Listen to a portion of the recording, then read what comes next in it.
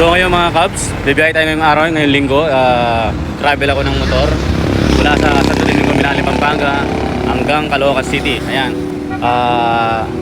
Sana gabihan tayo ng Panginoon sa ating pagmamaneho dahil medyo malayo-layo na ang ating biyahe, Pampanga to Manila. So ayun Cubs, apakita ko sa iyo mga dadaanin natin, mga simula sa Palit, sa Bulacan, sa Valenzuela, Malabon hanggang makarating tayo sa Caloocan, mga Cubs. Okay?